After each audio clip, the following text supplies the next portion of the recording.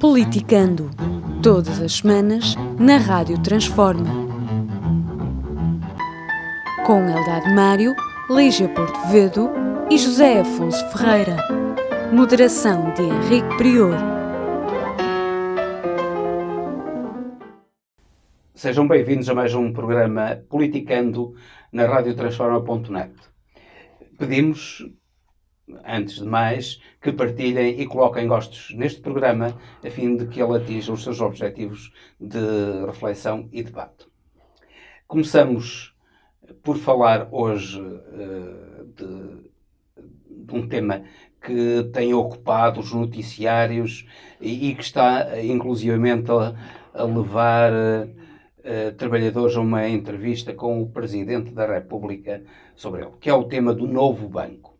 Foi levada a cabo uma auditoria pela Deloitte relativamente ao desempenho do novo banco nestes últimos anos, desde antes até de 2014 até 2018, e esse relatório está a causar alguma celeuma, com opiniões contraditórias de um lado e do outro. Inclusivamente, os trabalhadores estão agora a dizer que há que ter muito cuidado com aquilo que se diz sobre o novo banco, porque pode-se destruir o novo banco. Eu começo pelo José Afonso para que ele me diga a sua opinião. Se, afinal de contas, este alarido primeiro sobre o relatório, segundo, o alarido que há, as discussões que estão a levantar sobre o relatório e sobre aquilo que o relatório também não disse. Muito boa tarde. Eu tenho que fazer aqui uma ressalva. Por razões éticas e deontológicas, não poderei, se calhar, satisfazer todas as curiosidades. Não poderei satisfazer toda a pergunta que me faz.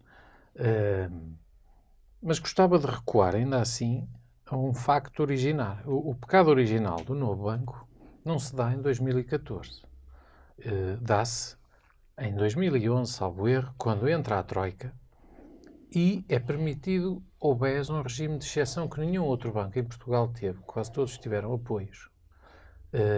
Na altura, tiveram apoios, foram inspecionados pela Troika, pelo Banco de Portugal, pela Comissão Europeia, por tudo que havia para inspecionar, e o BES teve um regime, disse que não era preciso nada, que estavam bem de saúde, e teve um regime de exceção.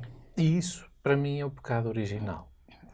Porque isso permitiu mais 3 anos isto é como quando temos uma doença e não a atacamos a tempo. E o BES, já provavelmente com grandes problemas, permitiu-se fazer isto. Para quê? Para que já naquela altura não tivesse vindo, provavelmente, eu estou a especular, é evidente, mas creio que não terá sido inocente, como é que o BPI, o BCP, a Caixa Geral de Depósitos, tudo bancos geridos de igual modo, aparentemente, à época, no mesmo mercado, e todos foram intervencionados, e o BES conseguiu arranjar uma forma de, incluindo a Troika, que era tão rigorosa, aparentemente, escapar a esse crime.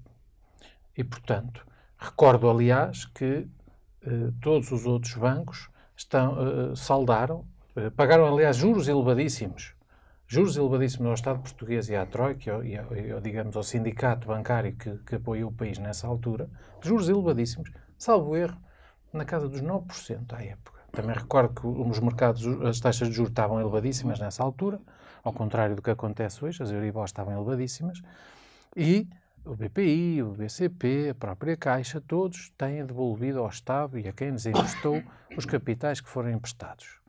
Em alguns casos com o esforço dos acionistas, noutros só resultando da atividade normal do banco, mas eu gostava de precisar isto porque muita gente se esquece. Nós falamos sempre de 2014 para a frente e isto foi o que foi a desgraça, eu acho que do BES, e portanto aqui há se calhar a primeira falha é da Troika e de alguém que não conseguiu ver, e do Banco de Portugal, de quem tinha a obrigação de ter visto o que nem... Não conseguiu, não quis. Não sei, eu não vou especular, mas isto é uma coisa que eu não vejo ser dita e que acho que é preciso as pessoas perceberem, e acho que se calhar se devia chegar aí e perceber como é que estava a situação do banco, do BES nessa altura, e o que é que aconteceu nesses 3 anos. Que eu acho que deve ter sido um fartabilanagem e deve ter sido a nossa desgraça. Depois, dizer que no que nós estamos a falar hoje em dia é, segundo os últimos números, de 11 bis, de alguma coisa nessa ordem de grandeza, que já custou aos contribuintes portugueses e a Portugal.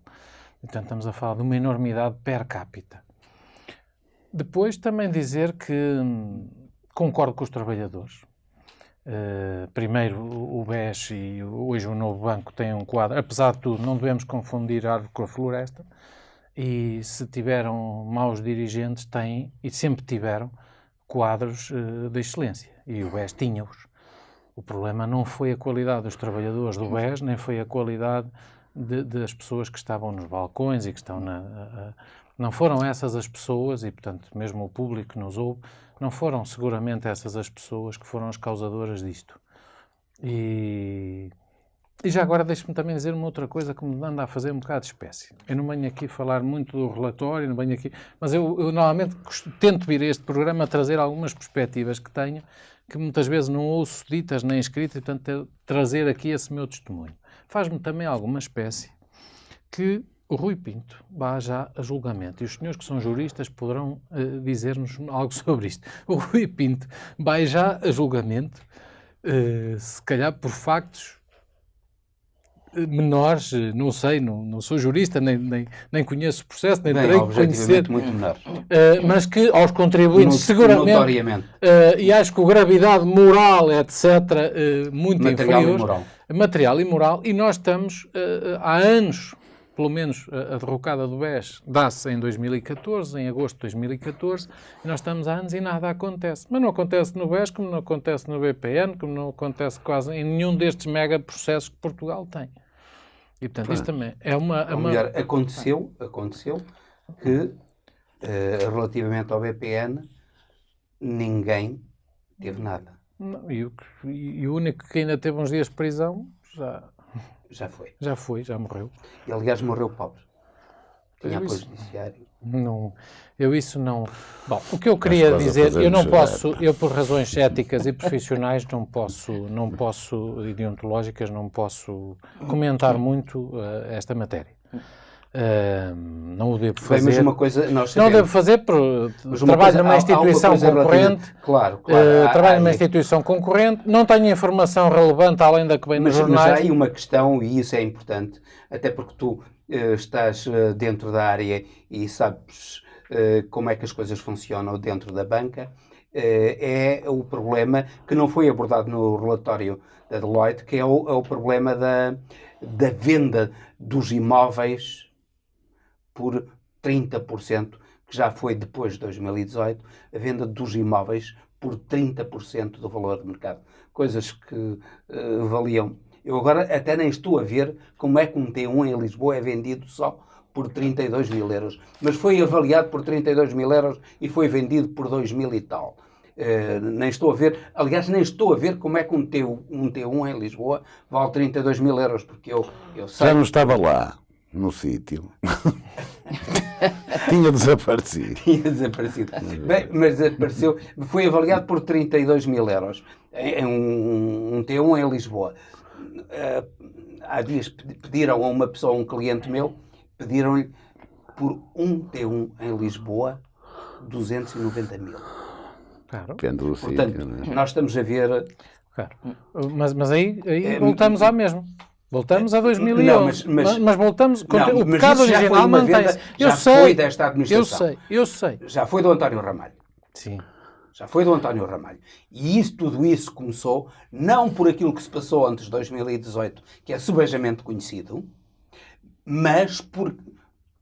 Tudo isso foi desencadeado na Assembleia da República precisamente por esta venda de imóveis. No momento em que o imobiliário estava a bombar, aquilo é vendido ao preço de uva mijona, como se diz. Pronto. Em bom português.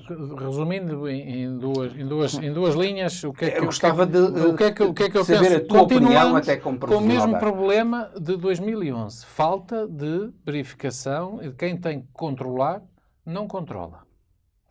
Ou seja, Banco de Portugal, tudo isso, até ao Ministério das Finanças, pelos vistos, foi. E toda a gente deu o visto.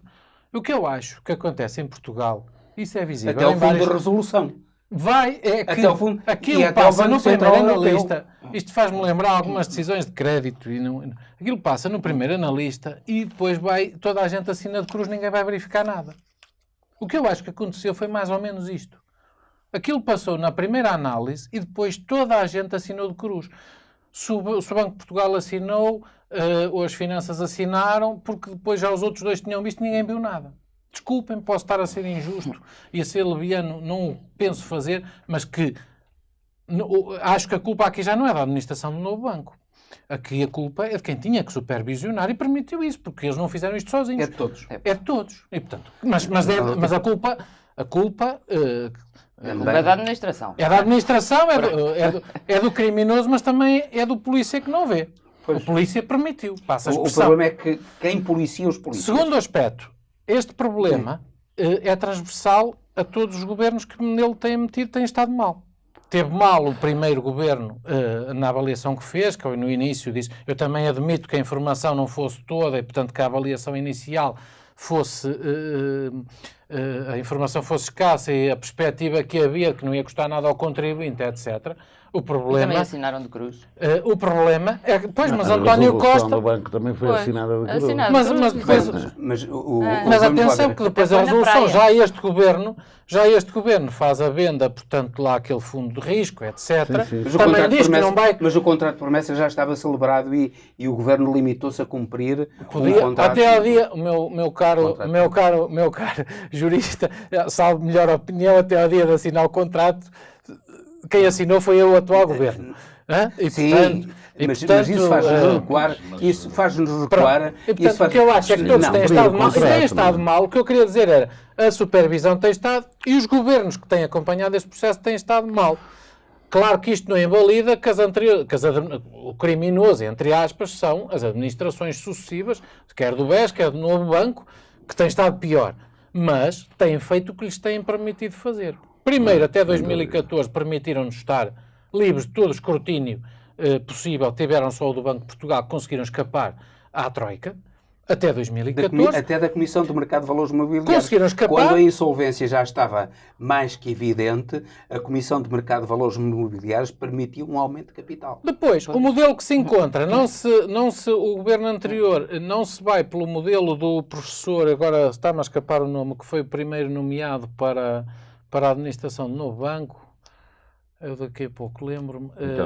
Vítor Exatamente. Não se vai pelo caminho dele, que acho que era o caminho que estava correto, e fomos para o pântano. E daí para cá tem sido uma desgraça. E uma desgraça, sobretudo, e aí este governo tem tido especial culpa, porque desde que o novo banco é vendido ao fundo, todos os anos o que é que nós assistimos? Há prejuízos e está previsto no contrato e nem se pergunta porquê. Lá se passa mais um cheque de umas centenas de milhões de euros e as coisas têm andado. E pronto, passou à primeira, passa sempre. Estas situações, para mim, resultam só disto. De uma completa desplicência com que as entidades de supervisão têm tratado a administração do novo banco e todos os atos por ela praticados, até que saltou à vista porque já era demais. Isto só arrebenta porque, como tudo, as pessoas vão exagerando. Mas, curiosamente, o governador do Banco de Portugal saiu cheio de elogios. Qual governador? Carlos Costa. Naturalmente. Bem, a atividade bancária em Portugal tem uma história longa de opacidade, de coisas muito mal explicadas, de favores, de arrangements, que envergonharia qualquer pessoa de boa fé. Envergonharia qualquer pessoa de boa fé. E realmente, isto é como tudo, não é? São cães muito grandes que, desassaimados, com uma voracidade fora do comum, são capazes das maiores vigarices, maiores atrocidades. E quem é que tem mão nisto? O José Afonso tem razão. São, sobretudo, as entidades que têm que fazer a supervisão e as administrações dos bancos. Mas quem há de ter? São esses mesmos. Permitiu-se, por exemplo, relativamente ao BES, permitiu-se tudo e mais alguma coisa. Ao dono disto tudo, permitiu-se tudo e mais alguma coisa, até chegarmos à desgraça em que se chegou. E mesmo assim, nas vésperas da resolução, ainda vimos os mais altos dignitários do país assegurar que o banco estava bom. E foram ilibados. Num aumento de Pois capital foram. que Pronto. arruinou as poupanças Um aumento de capital, muita gente. um aumento de capital, e as pessoas não se lembram que uma vez o Sr. Ministro Álvaro Santos Pereira, então, Já falou nisso aqui. que tendo o Ricardo Espírito Santo dito o país está mesmo mal, e ele virou-se para o Ricardo Espírito Santo, e eu nem quero dizer-lhe como é que está o BES. Portanto, isso já se sabia muito antes. Pois. Já sabia muito antes. Porque é que se foi permitido o aumento de capital e um saque de dinheiro, porque foi sacar dinheiro aos incautos. Eu relativamente aqui ao BES, eu só não estou de acordo aqui com o Afonso e também até com o Mário, que nós temos que, portanto, parte-se do princípio que as pessoas que estão à frente das instituições são naturalmente abusadores. Eu portanto, disse isso. Mais ou menos, não é, José Afonso? Eu não disse isso. Mais Bem, ou menos. pelo contrário. Aliás, São eu falei- naturalmente abusadores. Com a experiência que temos, E, é um portanto, bocadinho até para o contrário. Era para o contrário. E, portanto, eles são naturalmente abusadores e, portanto, a culpa acaba por sempre por ser de quem fiscaliza. Ora, é óbvio que a culpa também é de quem fiscaliza. Mas vamos lá ver. A culpa é principalmente das pessoas que abusam do poder que têm, que abusam do dinheiro que têm à sua guarda, neste caso nos bancos, que abusam do dinheiro que têm à sua guarda. Exatamente. E, portanto, Se os corrompidos devem ser criminalizados, então e os corruptores? Que tiveram a iniciativa? Naturalmente. É que hoje em dia só se fala em corrupção, só se fala nos corrompidos. E que normalmente são os políticos, não é? Portanto, que são o bode expiatório disto tudo. Então, e este tipo de pessoas que efetivamente vive mais ou menos um estilo de vida do agarrem-me se não o mato, não é? É que se não me agarrarem, eu vou lá e saco tudo. E saco o que for possível. Não pode ser assim. Mas é curioso que o Ricardo Salgado, meio ano antes do banco estourar, foi doutorado honoris causa. Claro. Foi doutorado honoris causa pela sua enorme valia. E eles foram todos condecorados. Pois é. Todos condecorados. Zainal também. O Granadeiro. O professor Cavaco Silva condecorou-os a todos. Não, o Zainal Baba chegou a ser considerado o melhor. Essas coisas, esses rankings também se pagam. Esses rankings também se pagam. É que as nossas elites estão cada vez, de facto, com menos moralidade. Não, é curioso. Nós acabamos por não ter. É verdade, acabamos por não ter, digamos, estas elites que são condecoradas, que são muito aclamadas, que são aclamadas em todo o lado, depois acabamos por perceber que elas, em termos de moralidade, elas têm os pés de barro. Lígia, não é? saiu ontem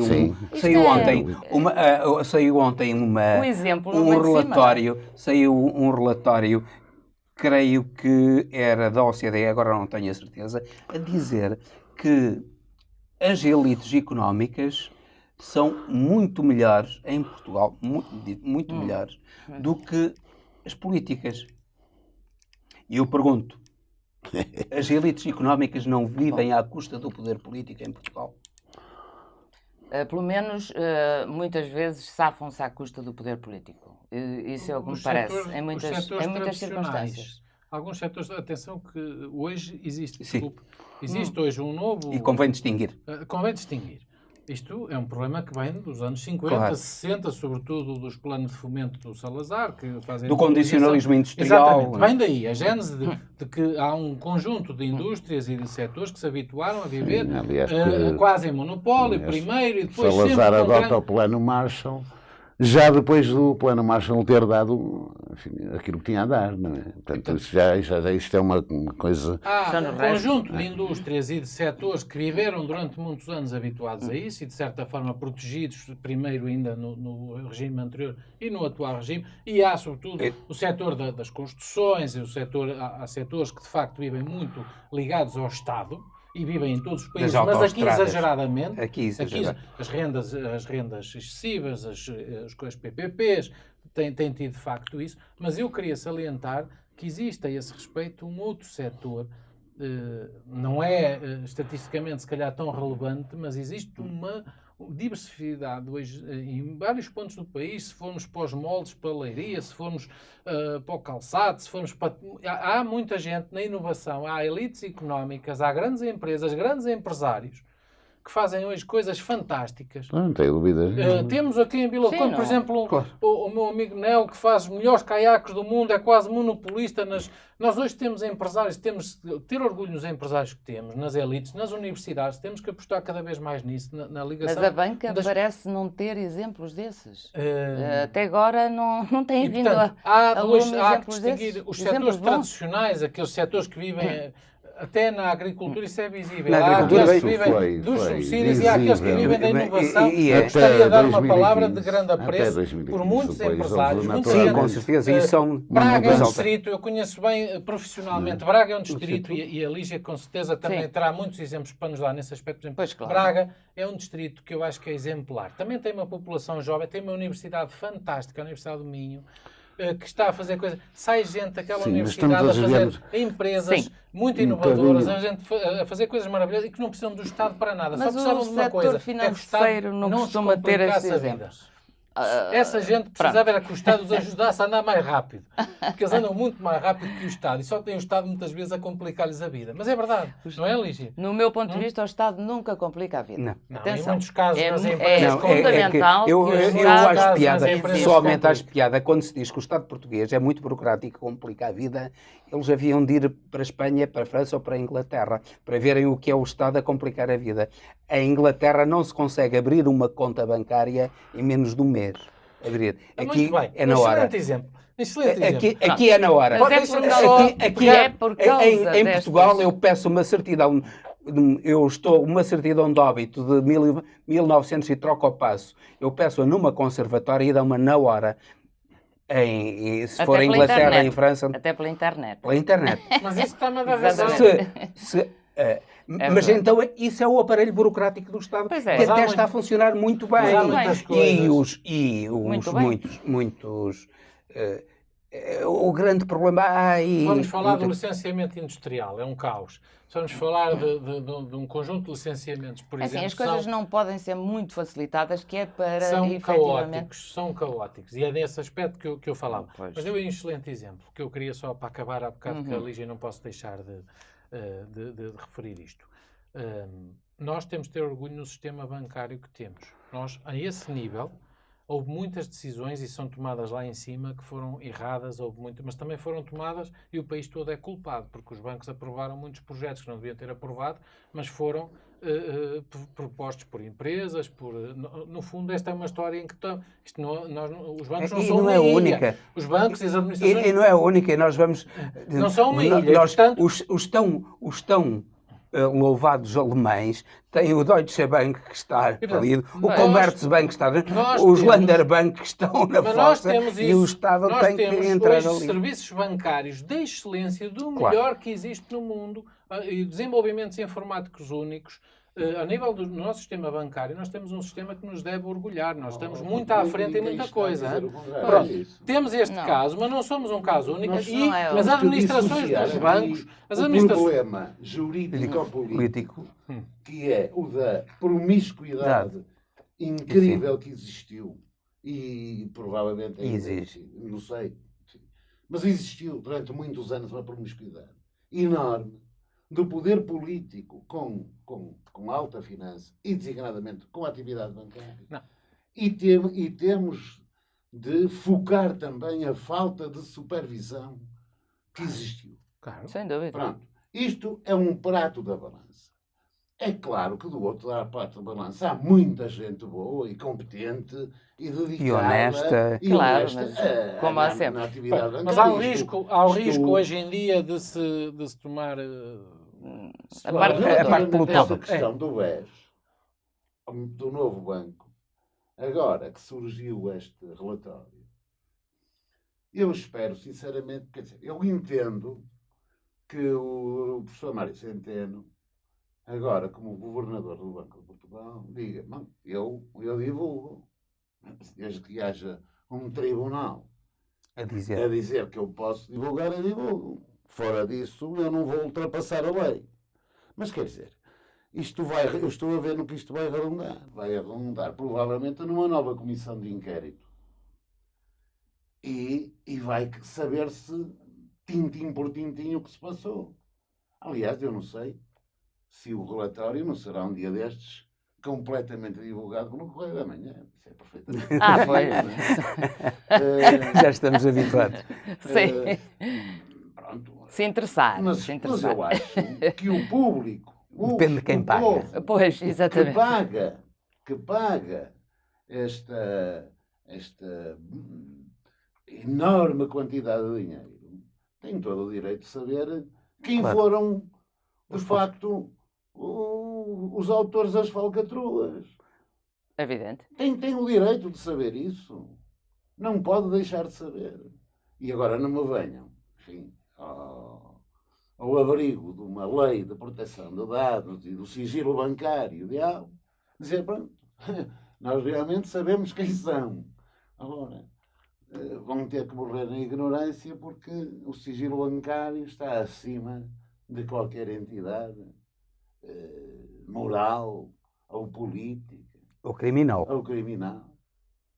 Não é? Parece que sim, mas eu acho que um dia destes. Olha, mas já agora. Mas já agora, ainda algum a jornal respeito em- disso. Com o relatório como é. Mas eu queria, Nós- para terminar, desculpe, estamos há muito tempo neste tema, eu queria, para terminar até, que só me dissessem a vossa opinião. Os trabalhadores estão a ser usados pela administração como instrumentos de luta, Pois, não faço ideia. de defesa Não faço da ideia. venda desse património ao desbarato, Pois, em condições extremamente opacas. É muito provável. Extremamente. Eu não faço admito eu isso. também. Aliás, não faço ideia, aliás, mas... começa a cheirar muito a isso, não é? Esse truque. Isso é um truque. Não é? Começa a cheirar a isso. Mas, enfim, eu ainda não tenho dados suficientes para avançar uma posição definitiva sobre essa matéria. Eu também não sei, mas o que parece é que efetivamente a administração também beneficia disto. E, Pois, portanto, claro, e como sim, beneficia, fica a dúvida, não é? Fica a dúvida. E realmente os trabalhadores lutam por algo que é legítimo, não é? Porque, evidentemente, que a culpa de tudo isto é tudo menos Eles deles, não é? É tudo menos deles. Há aqui uma coisa que eu ainda gostava de dizer sobre o novo banco, que é, não se fala sobre as anteriores auditoras. Ora, antes desta auditoria da Deloitte, Não, fala. A No processo de crime auditoria. foram todas ilibadas. já foram ilibadas. KPMG, Era a Price e a Ernst Young depois de a Ernst, 2014. a Coopers, a KPMG, foi tudo ilibado. Juntamente Isto é inadmissível. com quer dizer. o Carlos Costa, governador do Banco de Portugal, com o Tavares, presidente da Comissão de Mercado de Valores Mobiliários, foi tudo ilibado. Pois, isto é inadmissível. Aliás, Porque- o Ministério Público até teve este desabafo notável. É incrível como é que há alguém que acusa o Sr. Presidente da República só por chantagem ou por combate político, má-fé política, é que se faz uma coisa destas. E eu pergunto-lhe, Pois. e as frações de 30 mil euros, 29.999, as 20 e tal frações que foram para a campanha do professor Cavaco Silva. Pois isso nem é bom falar. O Ministério não é? Público Porque não quis falar disso. Pois claro, nunca quero falar disso. Mas é inadmissível que um mecanismo de controle de todas estas coisas, que são as auditorias, que são obrigatórias nestas instituições financeiras, sejam depois ilibadas quando efetivamente as coisas correm mal. E como é que é possível, durante tantos anos, estas empresas de auditoria nunca terem percebido nada? Nada. Quer dizer, O único que foi levado a julgamento foi o Francisco Machado Cruz, que era o peão das nicas. Sim, esse eu sei, claro. Era o peão das nicas. Eu não quero acreditar que os trabalhadores façam deliberadamente e, portanto, que tenham qualquer Eu não estou a dizer que façam deliberadamente. que tenham consciência de algum ato dessa índole. Portanto, não acredito sequer que isso aconteça. Que não tenham a informação toda e que se possa acontecer alguma coisa é porque não têm a informação toda, seguramente. Senão não quero acreditar. Aliás, como disse no início, tem excelentes profissionais, sempre teve. Claro. Conheço alguns. Pois, eu também conheço. Conheço que vários, fariam, até com responsabilidade. que fariam mas isso não coisas que... Agora, podem não ter a informação toda. E, portanto, aí admito, não sei. Que possam ser usados. Este relatório não mas inclui... não quero incluir posteriores a 2018. Não quero acreditar que Não inclui as conscientemente vendas. façam isso. Gostaria de salientar novamente o que disse no início, para terminar este tema. Os bancos não são todos iguais. O público pode continuar a confiar nos bancos portugueses. BCP, BPI, Caixa Geral de Depósitos não ficaram a dever nada ao contribuinte português do quanto foi da ajuda da Troika. Há muito essa ideia. Podem continuar a confiar nos bancos portugueses. Devem ter orgulho no sistema bancário português. E temos que ter cuidado com uma coisa. É que estamos num terreno sensível, pantanoso. Não estamos livres de mais prejuízos. E, portanto, toda a gestão da informação deste tema e tudo o que possa acontecer ao novo banco ainda pode vir uma fatura maior ao contribuinte ou aos outros bancos. E se vier para os outros bancos, não tenhamos ilusões via fundo de resolução. Se vier para os outros bancos, são os produtos e serviços bancários que vão ficar mais caros. Não há de ver. São sempre os consumidores a pagar a fatura. São sempre os mesmos. E, portanto, cuidado com este tema. Eu não quis alargar muito. Agora a última... Vamos mudar de tema. Eu só queria até lançar... chamar a atenção só queria lançar um tema, uma ideia, um tema que poderemos discutir aqui num próximo programa, que é o problema: existe ou não oligopólio na banca portuguesa? Eu lembro que em 1926 ou 1928, quando Salazar foi Ministro das Finanças, que existiam 52 bancos em Portugal. 52 bancos. Quantos é que há agora? É um tema de reflexão que eu vos lanço. O problema de, quando se fala em mercado, o que é isso de mercado? Com o Zé Afonso nomeou hoje, é isto, conta-se pelos dedos de uma mão. O Zé Afonso nomeou 3. Portanto, dos mais relevantes falta o Santander e Novo Banco. Pois, o Santander e Novo Banco. Mas cotas de mercado, contam-se pelos dedos de uma mão, é isso que eu estava a dizer. Contam-se pelos dedos de uma mão. Mas isso é um ajustamento de mercado. Portugal é um país pequeno, e não tem espaço para... É um tema de reflexão que vos proponho para um próximo programa. Muito bem. Ora, e vamos passar agora, vamos saltar daqui, vamos passar para a situação da economia portuguesa em consequência da Covid este ano e as perspectivas para 2019. Lígia. Relativamente às perspectivas para 2021, eu acho que eu diria que são pouco... Eu disse 2019, ao tempo volta para trás. 19 não. Era o 19 não sei. 19 não sei. Não tínhamos Covid. Para 2021, eu acho que não serão muito boas. Receio que depois do que se está a ver, inclusive até com este caso do Santuário de Fátima, não é? Como é que é possível nós ter no Santuário de Fátima estar a pensar despedir tantos trabalhadores 50 Eles dizem 50, mas já disseram 100, portanto, ninguém sabe efetivamente qual é o número. E, portanto, estamos a falar logo no Santuário de Fátima, portanto, que é uma instituição da Igreja. Ora, se até a Igreja faz isto, o que é que poderá acontecer à nossa economia? Mas sobretudo uma igreja, Uma igreja rica. Uma igreja Atenção. de Fátima, Pois. saem diariamente, pelo menos durante alguns períodos do ano, vagões de dinheiro. Segundo li, a última vez que o Santuário de Fátima apresentou contas foi em 2006 e apresentou 8 milhões de lucro. Mas 2006 para cá já lá vão muitos anos, não é? Portanto, se é assim, só esse dinheiro guardado já dava para pagar a estes desgraçados. Não era preciso tanto, porque eles de certeza não ganham tanto. E, portanto, a partir do momento em que a Igreja dá este exemplo, eu penso que depois de acabar o layoff simplificado, não é? Portanto, depois de acabarem os apoios estatais, nós vamos assistir a despedimentos. Esses despedimentos, o que é que vão fazer? Evidentemente, vão fazer com que os salários baixem ainda mais. Portanto, os salários que já não tinham recuperado depois não conseguiram recuperar os valores de antes da crise de 2008 e antes da Troika. Portanto, o mais provável é que, de facto, os salários venham também a baixar. Portanto, o que eu acho é que mais dia, menos dia, e por outro lado, a receita tem sido sempre a mesma. E como vemos, não está a resultar. A receita é, quando nós temos um problema, quando temos uma crise económica, o que é que se apoia? Apoiam-se as empresas.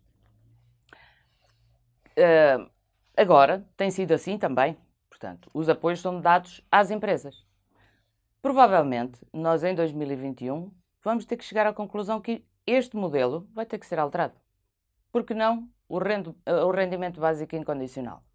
Porque é que os apoios não são dados às famílias? São as famílias que vão efetivamente gastar dinheiro, são as famílias que vão comprar os produtos que as empresas produzem, que vão, na prática, fazer com que a economia... Manter a procura.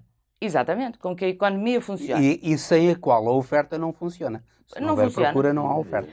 E Claro neste que... momento o nosso problema é que temos uma deficiência da oferta e uma possibilidade de procura, porque temos capacidade produtiva instalada. Pois temos. E capacidade produtiva que funciona com poucos trabalhadores. E cada vez com menos. Portanto, isto provavelmente não vai haver volta a dar a este assunto se não mudarmos o modelo de apoio, em vez do apoio ser dirigido às empresas para manter os postos de trabalho, os apoios serem dirigidos às famílias para que as famílias consumam. Porque, efetivamente, se as famílias não consumirem, não adianta nada uma empresa pensar em despedir os seus, mas que os outros vão continuar empregados e, portanto, vão continuar a ter despedir os seus na esperança que outros não façam o mesmo. Portanto, para que continue a haver clientes. Mas, quando isto for geral, não vai ser possível. Portanto, eu acho que o modelo provavelmente tem que ser alterado. Eu não sou economista, não é? Mas entendo. Às vezes estas coisas, o problema da economia é sobretudo muitas vezes, como no direito, tu és jurista, como no direito, é uma questão de bom senso. Pois é. É uma questão de bom senso. Eu acho que agora, durante a pandemia, foram criados uma série de mecanismos para apoiar as empresas. Designadamente os layoff simplificado, essas coisas todas, todos esses mecanismos foram criados para apoiar empresas. E eu espero que o dinheiro que está previsto, a tal bazuca que está previsto, enfim, ser cedida para colmatar ou para ajudar a revigorar a economia, chegue de forma também sustentada. Ou seja, pegando um bocadinho naquilo que a Lígia diz, isto tem que chegar às famílias. Porque as famílias é que, de facto, são as grandes responsáveis pelo consumo. Mas depois temos aqueles vetores, também tem que chegar às empresas. E é preciso ver de que forma é que vão chegar às empresas em termos de crédito aos próprios empresários. E temos que ver também como é que isto vai funcionar em termos também de exportações. Porque nós temos uma balança comercial. E, portanto, é importante que Portugal também continue a exportar bens. Não é só a consumir os próprios bens que não fabrica, não podem... Fabricamos aqui. O problema é que também o estrangeiro, os países, a diminuição da procura no estrangeiro também... Nós não estamos isolados, não é? E cada vez mais as economias estão interdependentes. Estas situações têm que ser tratadas com pinças, com muito cuidado, com muita transparência. Porque senão, se não houver transparência, lá vai existir outra vez. Exato. Sempre a mesma coisa. As mesmas coisas que existiram antes. Agora, nós temos muitos empresários que vivem dedicadíssimos às empresas, que precisam de apoio da banca e precisam de apoio do Estado, mas também temos as famílias. E as famílias precisam também de uma política de rendimentos que, em vez de lhes retirar rendimentos, lhes suba os rendimentos, de forma a poderem fazer face não só às necessidades primárias, mas também à satisfação de necessidades que cumpram também o objetivo de fazer a economia andar para a frente. Portanto, tudo isto é uma questão que não é fácil de conjugar todos estes fatores. Mas o que eu acho é que nunca será através de uma política de redução dos rendimentos. José Afonso, é isso, e outra coisa foi levantada aqui por ti, o problema é que eu gostaria que o José Afonso abordasse também. Vem aí uns milhões, pelos vistos, a tal bazuca. Era uma coisa a discutir se é bazuca, se não. Aquilo, os Estados Unidos da América, com quase metade da população europeia, já enfiaram na economia, nomeadamente a dar às pessoas cheques, entregando cheques. Até veio recentemente uma portuguesa que não conhecia. Mas isso não resulta, Henrique, isso não resulta, porque isso não dá perspectiva de futuro. Pois. Muito bem. Se nós corremos um sério risco de esses milhões que vêm para aí de helicóptero, corremos o risco deles de ser mais uma oportunidade perdida? Pois corremos. Eu respondo já, corremos. Mas isso fica para o fim. Eu vou dizer porquê. Nós estávamos no pós-Troika e, portanto, a partir ali de 2014, 2015, o país fez uma inversão do ciclo, de modelo, e apostou em duas coisas. Ainda com o governo anterior, e este prosseguiu completamente, exportações e turismo. Portanto, o nosso país estava a ter progressos, a percentagem do PIB já ia em valores próximos dos 50% do PIB para exportações, que era muito bom. O incremento do turismo estava a ter crescimentos anuais espetaculares. E, bem, esta desgraçada, esta pandemia, que nós ficamos com, neste momento, o que nós temos que perceber é que aconteceu-nos uma tempestade perfeita a Portugal. E isto é exterior a todos os governos, a todos... É mundial, porque nós na crise anterior, o governo, até quando o Passos Coelho disse mas as pessoas tinham para onde ir, neste momento não têm. Naquela altura nós podíamos exportar, o problema é que nós exportamos, nós mandamos pessoas para onde, nós vendemos bens a quem, ou vendemos o nosso sol e a nossa... Reparem o que está a acontecer ao Algarve e a todos os destinos turísticos, estamos sempre na dependência, sobretudo do nosso principal fornecedor, que são os ingleses e os alemães, de poderem dizer a qualquer dia não vai para aí ninguém e nós ficamos logo... Portanto, nós estamos, neste momento, muito manietados na nossa capacidade de resposta. Não é à toa que nós estamos, neste momento, já com um desemprego oficial nos 8,1%, temo que a realidade seja muito pior. E, portanto, nós temos que distinguir em Portugal sempre duas coisas, o real do estatístico. Aliás, uma piada para desanuviar. Gosto muito daquela frase que não sei se já disse aqui, de que há 3 formas de faltar à verdade. Isto perante juristas, atrevo-me a dizer. Não, há 4. Pronto. Há 4. Que são diz, que eu depois digo-te a quarta. A mentira, a omissão e fazer estatísticas. Então eu digo-te mais uma quarta. detenho-me E em aquela em fazer- que nenhum desses pensou. Detenho-me nas estatísticas e eu acho que Essa é temos que que dar resulta sempre algum melhor. desconto. Portanto, quando falamos de estatísticas, elas omitem sempre a parte da economia não formal e, portanto, que em Portugal tem um peso Muito relevante. grande. Ainda bem, por um lado, porque vivemos menos mal do que... Senão vivíamos, de facto, num caos. Num pântano, como alguém chamou um dia. Isto para desanuviar. Mas estamos com desemprego, eu arrisco a dizer, acima dos 10% já, real, e esta taxa de variação do PIB do segundo trimestre é qualquer coisa de absolutamente assustador e que eu me atrevo a dizer que vamos ter uma queda do PIB de 9 ou 10%, a não ser pior, só não será pior pela economia informal, mas mesmo na formal andará para aí nos 9 ou 10%, ou seja, se tivermos um crescimento para o ano de 4 ou 5%, ainda assim no final de 2021, nós estamos 5% pelo menos expectável. abaixo do PIB que nós tínhamos no final de 2019. Mas era expectável, José Afonso, mas era expectável que Ou seja, a economia crescesse menos num país que tem 14% dependente do turismo e que tem não sei quantos por cento, salvo erro 8% dependente da indústria automóvel. Pois. Era expectável que... Esse é que é o verdadeiro problema. Nós somos um país muito pequeno, nós temos que perceber... Os funcionários públicos não têm... Por acaso o nosso peso dos funcionários públicos ainda é... Não. Nada disso. Neste momento não chegam a 500 mil.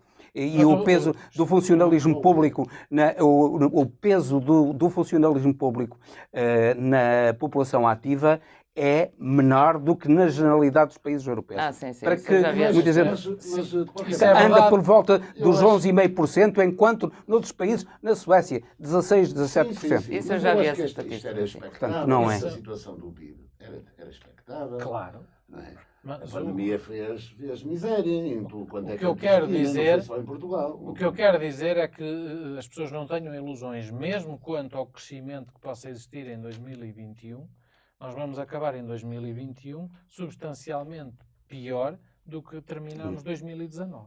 Pois, claro. E, portanto, só se em 2022 ou 2023 recuperaremos o valor do PIB, de produção de bens e serviços que tínhamos em 2019. No mínimo 3 anos.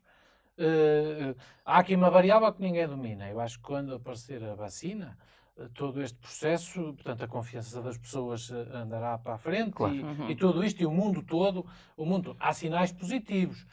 Mesmo dos Estados Unidos estão a haver sinais positivos, que são ainda, apesar de tudo, e da China está a haver sinais positivos, há indicadores positivos. Mas, os próprios Zé mercados Afonso, financeiros... já agora saltamos para os Estados Unidos.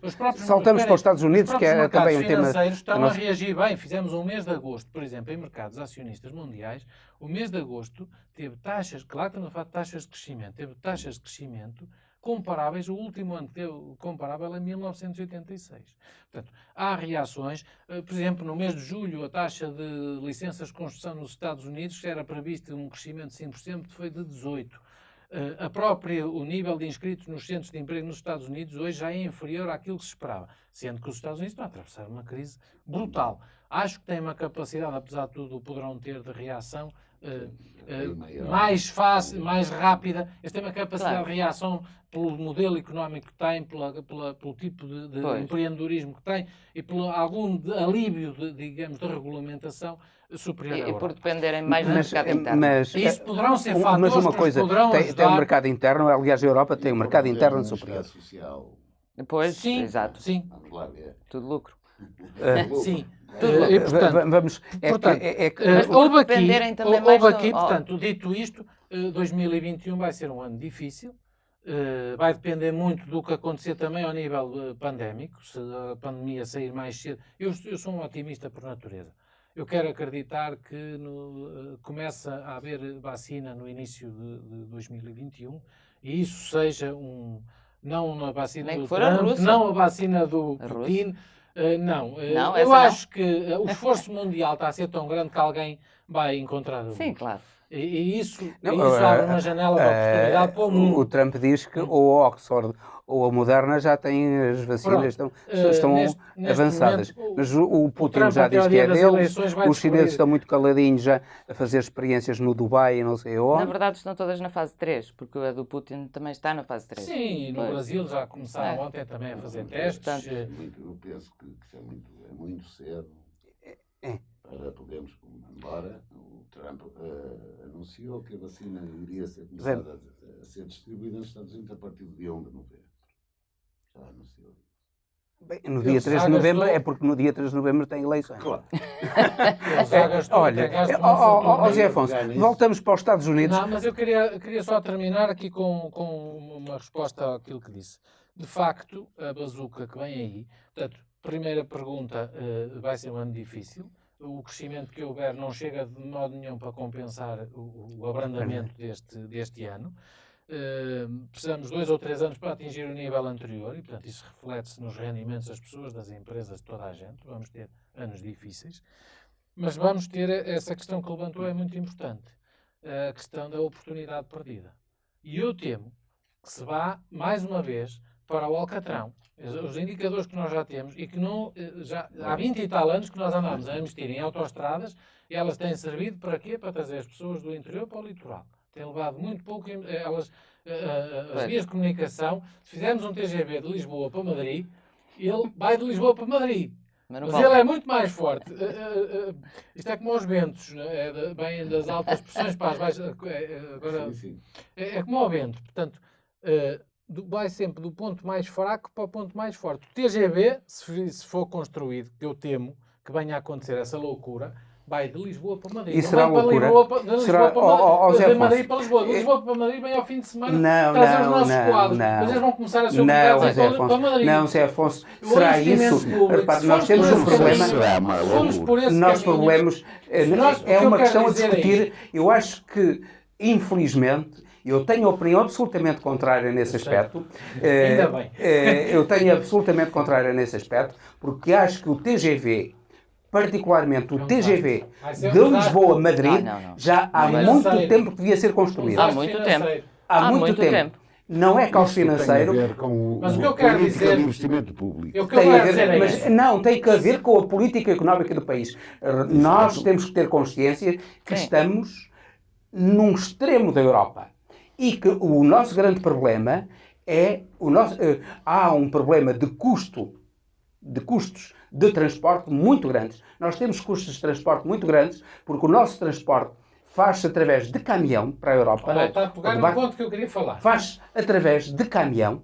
Isso acaba por ser extremamente oneroso. E se tivéssemos de avião, mas mercadorias de avião não funciona. Não funciona. Portanto, o TGV, para escoar as mercadorias portuguesas com...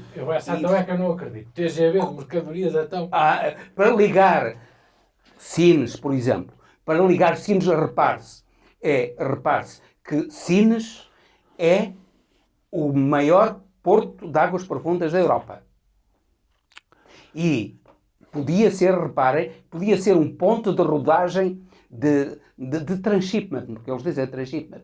E Portugal ainda, infelizmente, não investe no transshipment a nível para toda a Europa. Isso seria muito mais fácil se houvesse um TGV que ligasse Sines a Madrid e ao centro da Europa. Portugal beneficiaria imenso com isso. E por alguma razão, ou será que foi apenas porque é que os chineses são neste momento os donos do Porto de Sines? Como são de muitas coisas. Sim, mas uma coisa é certa, é que eles sabem onde é que está a estratégia, onde é que estão os investimentos estratégicos. E nós estamos a abandonar-lhes os investimentos estratégicos. Sim, claro. Sim, é verdade. Claro que sim. Mas a definição... Isso também tem a ver com o aeroporto de Lisboa, com Alcochete, tem a ver com tudo isto. Tem a ver com tudo isso. E como tu dizes, não é por acaso, não é? Isto já devia ter sido tratado há mais tempo e não fossem estas loucuras que se cometeram, o TGV já teria andado para a frente há muito tempo. Meus caros, mas vocês querem fazer o TGV quando vocês têm uma ligação miserável ainda hoje até Vigo, que era estratégica, então para a região onde nós estamos. Sim, mas quando vocês querem fazer o TGV, quando temos ainda um desinvestimento total, como agora ficou exposto ultimamente até com a medida acertada do governo dos custos de transportes e da revisão das tarifas de transporte, mostrou que nós não tínhamos capacidade, temos uma linha férrea com subinvestimento sucessivo de dezenas de anos de governo de desinvestimento. Não, a ideia foi privatizar. A ideia foi privatizar. De desinvestimento na ferrovia, por exemplo, que eu acho que é um dos eixos prioritários, tem inteira razão. Ainda assisti a um debate um dia destes muito interessante sobre isso. E esse é um debate que vale a pena fazer. O investimento público não é mau. Os políticos não fazem esse debate. Os debates estratégicos em Portugal não são feitos. Nós temos em que ir aos Portugal, custos de debate-se a espuma dos dias. Exatamente. Isso é verdade. Mas nós temos que ir aos custos de contexto. E esses custos, os custos de transporte, os custos de eletricidade, os custos do mercado de trabalho, os fundos, temos que parar todos para pensar e dizer que país é que nós queremos. Eu acho que estávamos a fazer algumas coisas certas. Vão continuar. Um ano ou dois, o turismo vai voltar a bombar.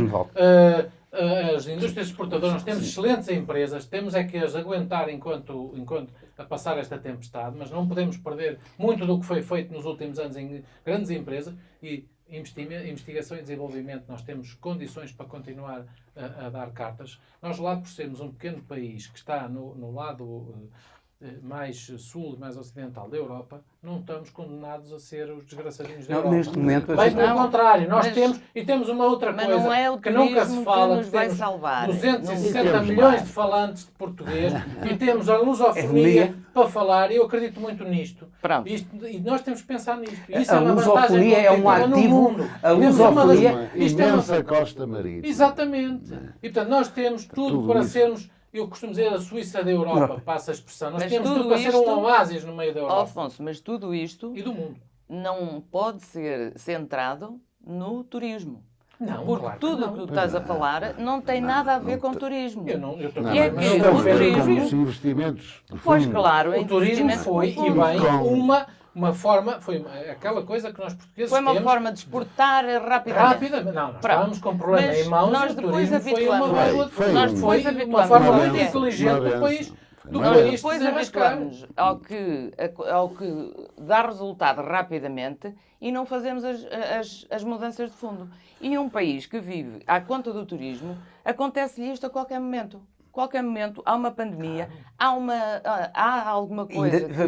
Iremos discutir isso num período mais tarde, mas já vamos avançados no tempo. Eu gostaria que falássemos das eleições americanas e agora começava por ti e depois terminássemos com a lusofonia.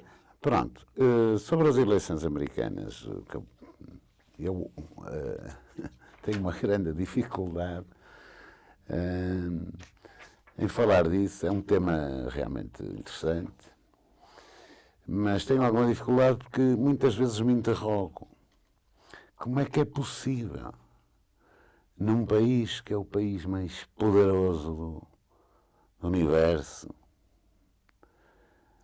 chegar a um Donald Trump a presidente dos Estados Unidos. Como é que é possível, num país em que Donald Trump é eleito presidente dos Estados Unidos, o candidato da oposição se chamar Joe Biden? Isto é preocupante, muito preocupante, porque entre um e outro é quase dizer o diabo escolha. Porque somos os dois. A resposta é fácil. Somos os dois tão maus, que eu arriscaria a apostar no menos belicista dos dois, que é o Donald Trump. Não sei se ele vai conseguir aguentar, não sei se ele vai aguentar as expressões das grandes indústrias do armamento. Não sei até quando é que ele vai aguentar, mas o Biden não vai aguentar. Isso eu tenho a certeza que não vai. Aliás, e depois há aqui outra coisa que é interessante, que é a política, a chamada guerra comercial com a China. E a política que vai ser estabelecida relativamente ao Médio Oriente e às relações com Israel. Tudo isto é muito complexo. do discurso democrata, ou do Partido Democrata, tem vindo a ideia de devolver, digamos, os Estados Unidos à decência, à humanidade, ao antirracismo. Tem havido um pouco esse discurso.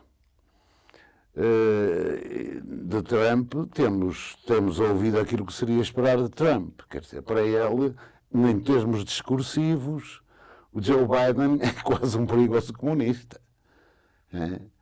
Aliás, ele até fala no socialismo de Biden. Portanto, a campanha vai ser feia, eu acho que vai ser muito feia mesmo, mas eu dos Estados Unidos espero sempre, nos últimos dias, alguma coisa de brutal que vá inclinar uma ou outra das candidaturas.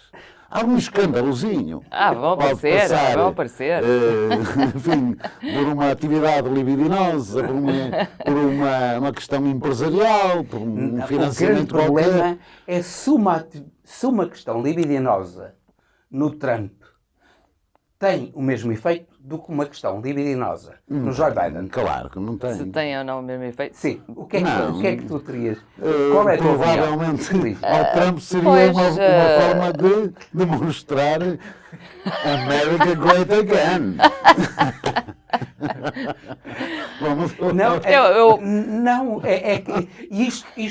Isto prende-se com uma outra coisa. Prende-se com uma outra coisa. Que não é suficientemente refletida, em meu entender, pelos analistas políticos. Até que ponto é que a questão religiosa é importante no suporte de Trump? E como é que essa questão religiosa, que é dos evangélicos, dos neopentecostais e dessa gente toda, como é que essa questão religiosa não os leva, pura e simplesmente, a apagarem qualquer mácula dos dirigentes religiosos? Porque os dirigentes religiosos, e ele de certo modo é um dirigente religioso, ele todos os dias vai rezar lá na sala oval, ele é um dirigente religioso. A última convenção. Na última convenção. É anedótico. Na última convenção foram rezar. Não, A gente a não própria sabe. convenção Nós foi não uma oração. não sabemos se foi ao Bezerro de Ouro, se é que foi. Mas rezaram. Não, só existe naquela religião só existe um santo, que é o Donald Trump. A sério. Bem, mas já falei. Não, eu acho Reparem, que... e como é que isso impede qualquer racionalidade? Eu acho que Donald Trump, aliás, eu acho que as próximas eleições americanas vão pôr à prova as instituições democráticas na América. Isto porquê? Porque Donald Trump não é um democrata. Ele próprio já sugeriu que na Carolina do Norte se votasse 2 vezes. Se ele perder, não aceita. Portanto, provavelmente nós teremos aqui algum efeito de ricochete se o Donald Trump efetivamente perde as eleições. Mas o facto de Donald Trump ser uma pessoa conhecida e, digamos, dos disparates dele já serem subejamente conhecidos, e como as pessoas, no geral, não gostam do que é desconhecido, não é? Isto não quer dizer que Donald Trump seja, hoje em dia, o melhor candidato. Logicamente que Joe Biden não é um candidato que entusiasme ninguém. Porquê? Porque é simplesmente um nome diferente, de uma pessoa diferente, de Donald Trump. Mas não é uma pessoa que tenha trazido ideias novas, eu pelo menos não tenho visto. O Donald Trump chama-lhe o sonolento. O sonolento. Pronto, ele tem aquele estilo de plástico, não é? O discurso político nos Estados Unidos da América. Pronto, ele tem aquele estilo um pouco de plástico e assim. As pessoas poderão eventualmente votar Biden para se livrarem de Trump. Pois é, eu penso que é isto. Mas os Estados só Unidos querem votarão livrar-se. Biden para se livrarem Os de Trump. Estados Unidos querem livrar-se de Trump. Meus caros, pois, eu acho, vamos cá ver, eu acho que não é inocente a escolha do Biden. Eu acho que o Biden era para perder. Nós estamos aqui a esquecer de uma coisa. Até fevereiro, os números que o Trump tinha na economia, e isto nos Estados Unidos, decide as eleições, como em qualquer país do mundo, mas lá muito mais, eram só os melhores dos últimos 40 anos. Ele tinha a economia controlada, tinha o desemprego mais baixo dos últimos 40 anos, tinha a economia a crescer, tinha... portanto, se tem Embora isso já viesse dos últimos tempos do Obama. Meu caro, mas pronto, isso, mas isso ele apanhou a onda. Pois apanhou. Não tirem o mérito a quem o tem. Não. Desculpe, portanto, um dos erros que toda a gente tem feito ao longo dos anos é desvalorizar o Trump. E o Trump não é para desvalorizar. Ele é um artista, mas é um artista completo. E aquilo que eu dizia há pouco, a religião é ele. Aquilo é uma religião, ele é o santo, e depois tem ali os acólitos, sobretudo a família. Aquilo é uma religião. O próprio Partido Republicano hoje está, queixa-se, e há até dissidências já para o apoio ao Biden, de Colin Powell, senadores por e de pessoas Powell, que não se revêem naquilo, até o Bush, porque aquilo já não é o Partido Republicano. Portanto, aquilo nem sequer é o Partido Republicano, aquilo é a religião. Ele transformou. Pois. O que eu acho, provavelmente o Trump ganha, os 7 ou 8% são recuperáveis perfeitamente pelo Trump, vai acontecer de facto muita coisa, mas o Trump é imprevisível e o Trump pode tem muita surpresa até ao fim, e concordo com a leitura do Mário. O Trump só está lá porque, primeiro, é um fruto dos tempos modernos das redes sociais e da ineficácia das administrações anteriores, sobretudo da democrata anterior, que não deu as respostas que os americanos queriam e foram para o Trump. Só foram para o Trump porque o sistema falhou. Não tenho dúvidas disso. Isso era uma reflexão.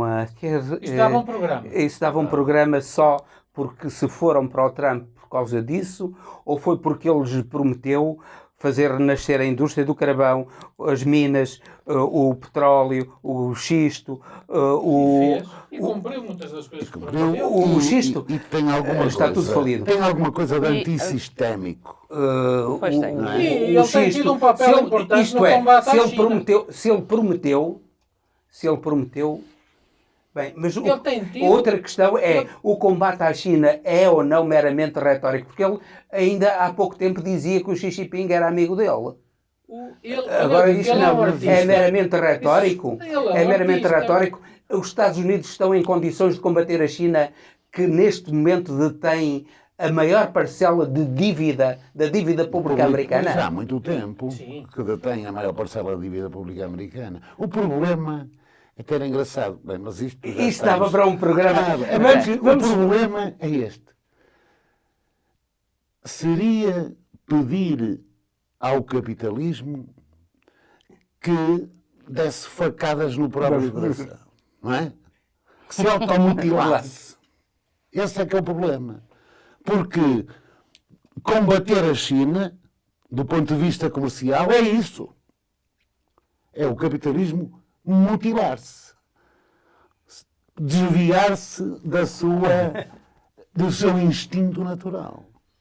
Eu depois explico porquê. Um dia faremos um programa sobre isso. Agora vamos terminar com Moçambique e da lusofonia e a citação de Filipe Nyusi como eventualmente suspeito num processo de crime de corrupção. Moçambique tem problemas gravíssimos de sofrimento, de fome, uma guerra por causa do Estado Islâmico no norte e sucessivos presidentes acusados de corrupção.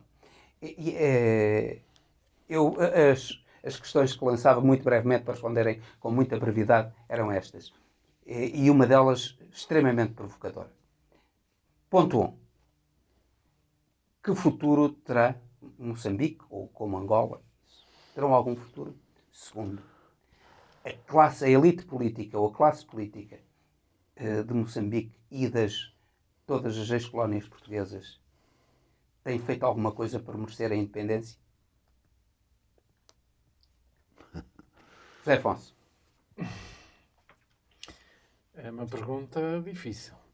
Futuro Moçambique, Angola tem. Eu acho que tem. São grandes países, grandes povos, têm grandes riquezas, mais Angola. Mas Moçambique também é um país por explorar. Mas já em 1947... Ao nível do turismo, ao nível tem riquezas, tem ao nível dos mares, tem imensa riqueza por explorar. E, portanto, tem seguramente futuro. mas tem que ser bem governado. E o que não tem sido. E desde a independência. Tínhamos tiveram uma guerra, é verdade, mas Moçambique teve em paz mais cedo, mas é uma paz podre. Moçambique não tem, sobretudo, segurança. Isso também é uma forma de guerra.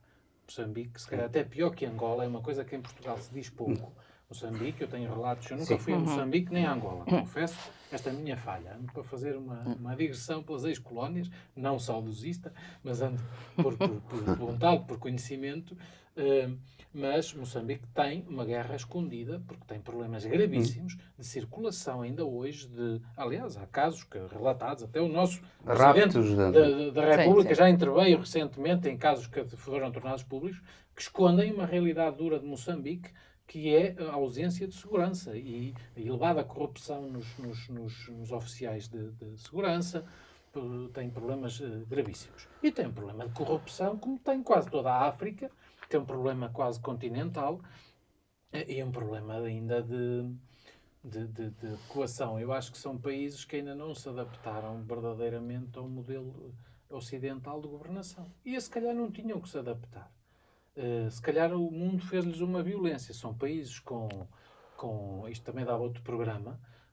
Nós quisemos exportar para a África um modelo de governação ocidental, um governo e se calhar teríamos que adaptar localmente um bocadinho esses modelos.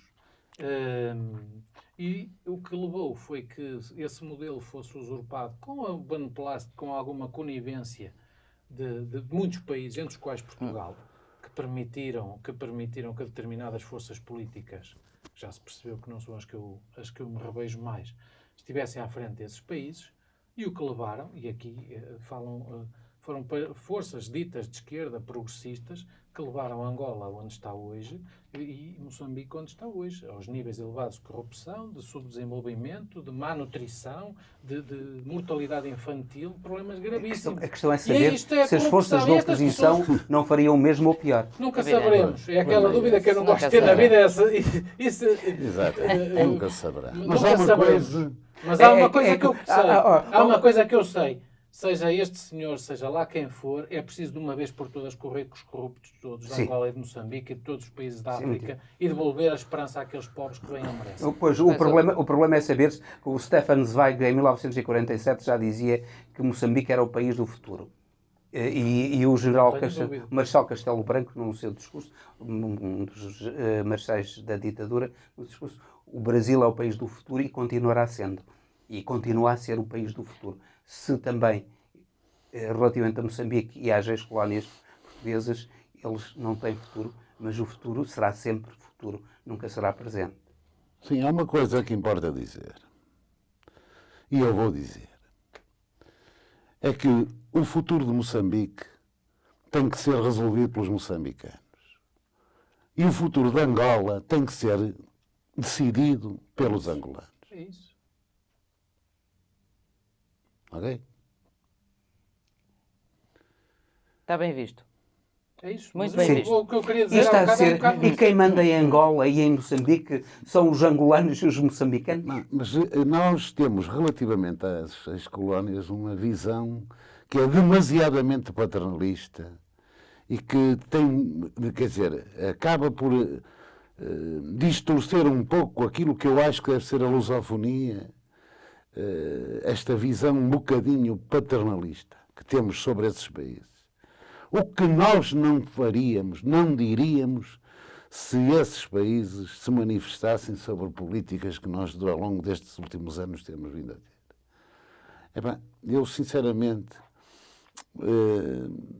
acho que os moçambicanos devem tratar de Moçambique, os angolanos de Angola. Ou nós tratamos assim os moçambicanos com essa aparência de paternalismo e os angolanos, precisamente porque, afetivamente, isso também nos dói. Pois dói. Naturalmente também nos dói. Mas realmente... Como seres humanos, dói-nos como seres humanos. Mas dói a qualquer pessoa. Como a partir do momento em que... Alguém que seja de caráter de bem, dói-lhe como ser humano. Mas relativamente a Moçambique e Angola, por exemplo, à Guiné, dói-nos... Eu estou de acordo com o Mário. Porque, efetivamente, dói-nos, com certeza, e será com certeza por boas razões e por boas intenções. Mas, realmente, estes países são países soberanos, são países que, portanto, são efetivamente eles que têm que escolher um modelo para o futuro deles. Eu não sei se eles terão ou não terão futuro, não sei se Moçambique tem ou não tem futuro. Isso eu até deixava mais ao Eldad Mário, porque ele é costumado adivinhar muito bem em muitas coisas e, portanto, ele saberá com certeza. Mas não sei se terá futuro. Algum futuro os moçambicanos lhe hão de arranjar, eu não tenho dúvidas quanto a isso, e não será a comunidade internacional que deve arranjar um futuro para e vamos Moçambique. precisar as coisas. Nós, o que está em causa, pela informação que eu reuni, andará em qualquer coisa, portanto, as contas ditas que em 2019 apareceram, que não estavam escondidas, digamos assim, de uma forma simplista. As dívidas ocultas. As dívidas ocultas, exatamente. Uhum. Estamos a falar de qualquer coisa como 2 bis Pois. em termos de euros. Ora, se pensarmos que só o nosso novo banco, que falámos no início do programa, já ultrapassou os 10, portanto, Mas também vamos relativizar o as PIB coisas. de Moçambique e o PIB português são diferentes. Não há muita coisa diferente. E, sobretudo não podemos ignorar o seguinte, é que, e aí eu permito-me discordar de ti, é que não existe grande liberdade de comunicação e de informação nesses países. E, portanto, também a nós temos de ver. Como não existe Claro. em Venezuela, como não existe em Claro. Tudo países progressistas. São tudo países progressistas. Arábia Saudita. A Arábia Saudita é muito progressista. Tudo países progressistas. É. Bons exemplos, Mário. Então, A Arábia Saudita também. Não. Foi o último exemplo que o Mário mas deu. Está a Arábia maioria, Saudita. ainda vai a 4-1 isso. Ok. Pronto. Mas então, se fizéssemos uma volta, iríamos ver como Ganhavam. Ganha. Os progressistas ganhavam. em Não termos sei, de- não sei, não me de parece. liberdade. Olha, ainda te fizeram escola. Veja-se que a Não Rússia parece. continua a fazer pelos vistos. Não tem Então, nada, não tem nada de vamos progressista. terminar então. Escola KGB. Vamos terminar então. Despedimos até ao próximo Politicando, na radiotransforma.net, no Facebook, no YouTube, nas redes sociais de modo geral, nomeadamente no Instagram, pedindo que coloquem gostos e partilhem este programa.